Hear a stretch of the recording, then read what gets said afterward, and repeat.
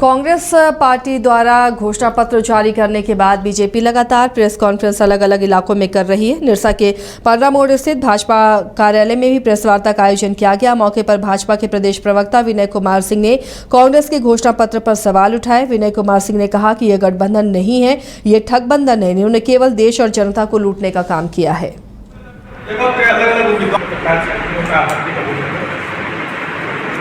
आज बिजली इशू है, पहले क्या थी कि बिजली हो ये इशू है।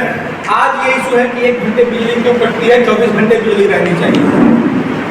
स्वास्थ्य में आप देखेंगे तो जो बॉटम ऑफ द पिरामिड, जो सबसे निचला तबका है, उसको भी प्रति व्यक्ति 5 लाख की बीमा की सुविधा है। एक परिवार है तो 25 लाख की उसको सुविधा है।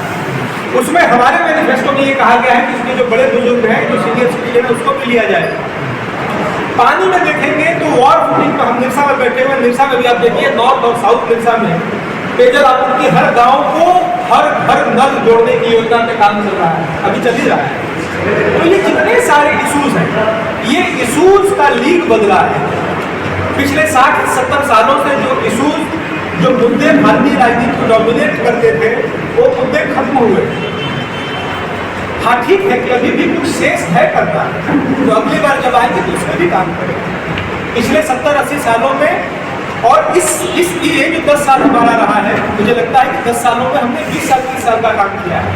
एक बात और कि भारत की जो राजनीति, एक बड़ा अंतर आया है कि पहले 5 साल पहले और 5 साल आगे की दृष्टि होती है, जिसको अंग्रेजी में हम लोग मायोपिक विजन बोलते हैं, दृष्टि दोष बोलते हैं। भारतीय राजनीति आज इस स्तर पे है कि हम 100 साल आगे के भारत की कल्पना की बात करते हैं, भारत 2047 में कैसा होगा उसकी बात करते हैं। हमारा रेंज बढ़ा है, हमारा कैचमेंट एरिया बढ़ा है जो वेलफेयर का है, और हमारी दृष्टि बढ़ी है। हम 100 साल के भारत की कल्पना कर सकते हैं।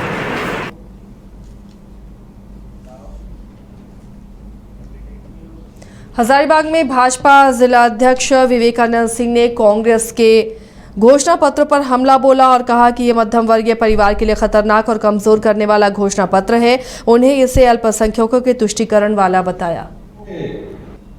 ठगने का काम किया है, केवल वोट की राजनीति इन लोग को करना इन लोग का काम है। अभी इन लोगों को अपने मैनिफेस्टो में खुश करने के लिए उन्होंने दिखलाया है कि बहुसंख्यकवाद जो भारत में रहते हैं और चाहे मध्यम वर्गीय लोग रहते हैं, उनका कमाई का हिस्सा उन लोगों को दे दिया जाएगा, टैक्स के रूप में इन लोग से वसूल करके उन लोग पर लगाया जाएगा, ऐसा उनकी मंशा है। साथ ही साथ उन लोगों का ये भी मंशा है कि जो पैतृक निवास अगर किन्हीं के पास है गांव में और वो शहर में भी ज़मीन बना लिए हैं तो उसको भी जब्त कर लिया जाएगा। माता बहनों का पास जो सोना है, मंगलसूत्र है या और भी कुछ एफडी कराए हुए हैं, उस पर भी टैक्स लगा करके उनको भी वंचित कर दिया जाएगा। और वो सब जो टैक्स है वो अल्पसंख्यकों पर उसको खुश करने के लिए उनको आरक्षण देने का काम करेंगे। ठगने का काम किया है। लोहरदगा लोकसभा में समीकरण बदलने वाले झामुमो के विशनपुर विधायक लोहरदगा लोकसभा के लिए नामांकन करने पहुंचे। भाजपा के प्रत्याशी समीर उरांव ने आज ही नामांकन किया और उसके साथ ही चमरालिंडा ने भी आज यहां नामांकन कर दिया। ऐसे में लोहरदगा लोकसभा में त्रिकोणीय मुकाबला बन गया है। चमरालिंडा अपने सैकड़ों समर्थकों के साथ नामांकन करने पहुंचे। वहीं चमरालिंडा ने कहा कि लोकसभा चुनाव जीतकर संसद में जाकर वो जनता के मुद्दों को उठाएंगे और अपने लोगों को सरना कोट के साथ साथ उनकी पहचान भी दिलाएंगे।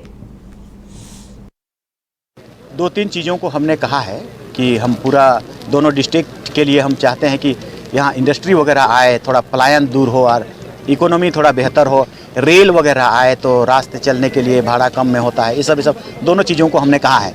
लेकिन हमारा जो प्रमुख मुद्दा है वो इसी पर है, जो हमने कहा अभी कि आप 7वां नंबर कॉलम को खोलना पड़ेगा और वहाँ सरना कोड को लिखा करके जैन से ज़्यादा हो जाएगा तो आपको कोड देना होगा।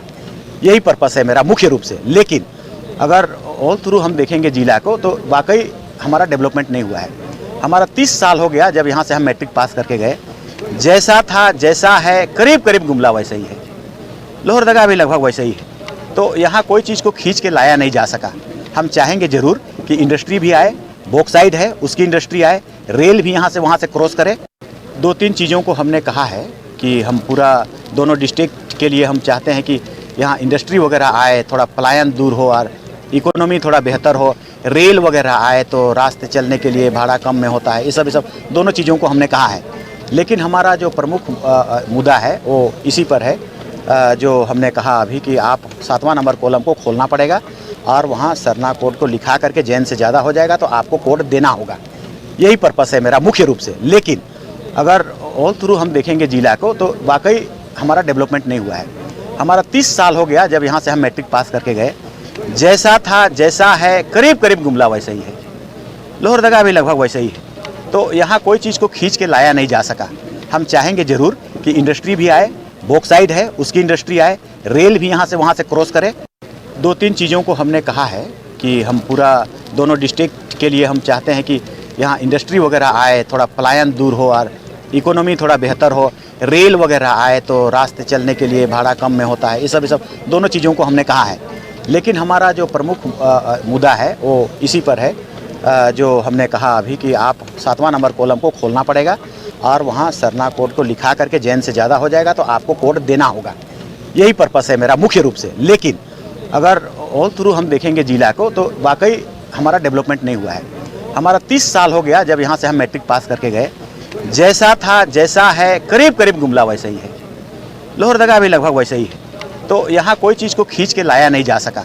हम चाहेंगे ज़रूर कि इंडस्ट्री भी आए, बॉक्साइड है उसकी इंडस्ट्री आए। कोडरमा में अन्नपूर्णा देवी जो कि बीजेपी की प्रत्याशी भी हैं, कांग्रेस के घोषणा पत्र को लेकर उन्होंने प्रेस कॉन्फ्रेंस की और उस पर निशाना साधा। उन्होंने कहा कि अपने चाराडीह स्थित आवास पर मीडिया से बात करते हुए अन्नपूर्णा देवी ने कहा कि कांग्रेस 60 के दशक से तुष्टीकरण की राजनीति कर रही है और इस बार भी तुष्टीकरण की राजनीति कर चुनाव जीतने की चाहत रखती है, लेकिन उसके मंसूबे कामयाब नहीं होने दिए जाएंगे। 60 के दशक से कांग्रेस ने तुष्टीकरण की राजनीति को चुनाव जीतने का हथियार बनाया है और एक बार फिर से इस बार उनके घोषणा पत्र में ये तुष्टीकरण साफ झलक रहा है।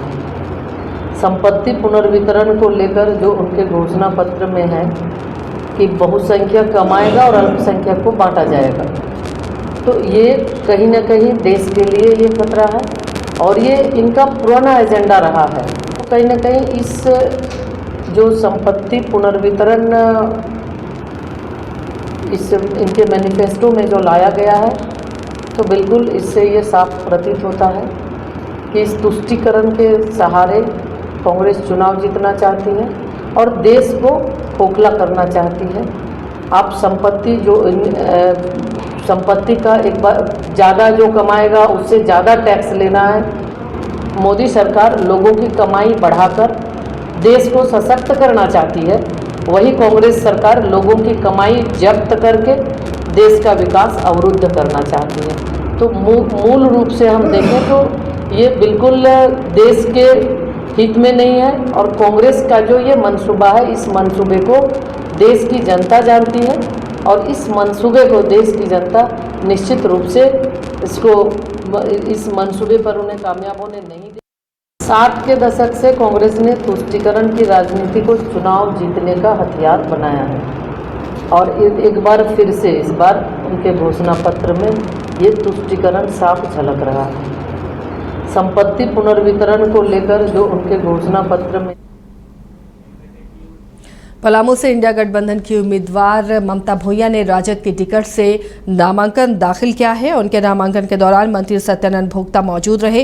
कार्यक्रम को संबोधित करते हुए पूर्व विधायक संजय सिंह यादव ने भाजपा पर आरोप लगाते हुए कहा कि बीते 10 वर्षों में बेरोजगारी और पलायन की समस्या पूरे पलामू सहित झारखंड में इतनी बढ़ गई है कि लोगों का जीना दूभर हो गया है।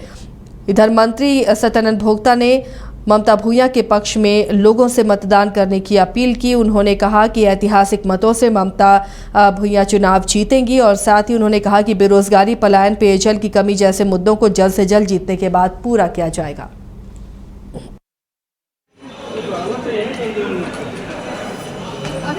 आओ